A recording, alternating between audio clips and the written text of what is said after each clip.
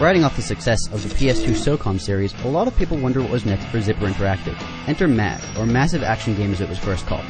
Zipper promised something that had never been seen on consoles before. 256 players battling it out simultaneously on one map. Well, they definitely have the massive part down, but let's see if size actually does matter in this case. Improvise, adapt, overcome. Time to lock and load, boys. We're fighting with the best now. So let's get this out of the way first. Yes, the game runs well with all 256 players.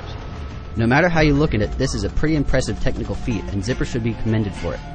This comes at the cost of some graphical detail in the environments and character models though. They're not bad, they're just nothing special. Customizing your appearance is extremely limited, though I do like the fact that you can change your equipment loadout and unlock abilities when you gain XP. There's also one other main problem. The game is centered around the idea that you join up with one of 3 armies and stick with them the entire time. Because of this, you can only have one character at a time. This is a major pain if you want to play with your friends who are in a different army. Sure, you can coordinate with your friends before you buy the game, but it would be much simpler just to have multiple character files. Additionally, you can't pick which maps you want to play on. Everything is done automatically, and I honestly played the same map 4 times in a row by pure horrible luck.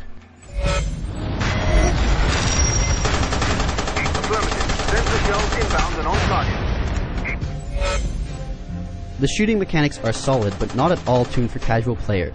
The maps are well designed, and there are very few spots for campers. This is great, but having so many players on a map makes survivability very low.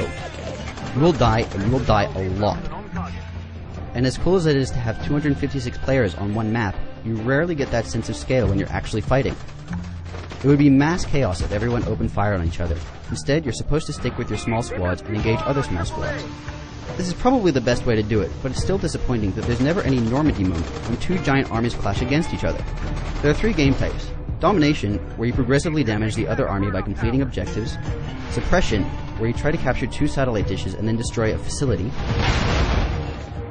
And then Acquisition, where you fight over 2 armored vehicles and try to get them back to your base.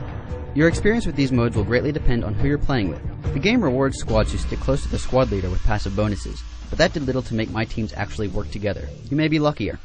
Overall, the game doesn't do a great job of explaining objectives, so you can't really blame people for not following them. This leads to the overall problem behind having 3 armies. At the time of this review, the Sever army dominated every game mode. This could be a balancing issue, or a pre-planned effort by the best players to play on the same team. Whatever it is, it throws off the whole intention of the game. When an army wins enough matches in a certain game type, everyone on that side gets bonuses and their dominance snowballs.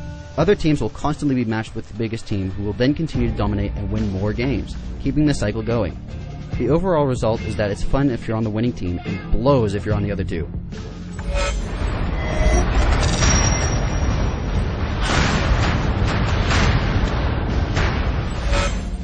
MAG has a bunch of good ideas, but isn't quite there yet. The army system is inherently flawed and unbalanced, and there isn't enough content out of the box to justify the price. Rolling with a well-organized squad, systematically taking out bunkers and securing objectives, provided some truly exhilarating moments. Unfortunately, you can't bank on that for all or even most of the games. It is possible to have fun with the game, but that's very circumstantial, and a lot rests on how the community develops. While MAG may be a lot of fun down the line, you could do a lot better right now. For the written review, including some of the finer details, head over to IGN.com.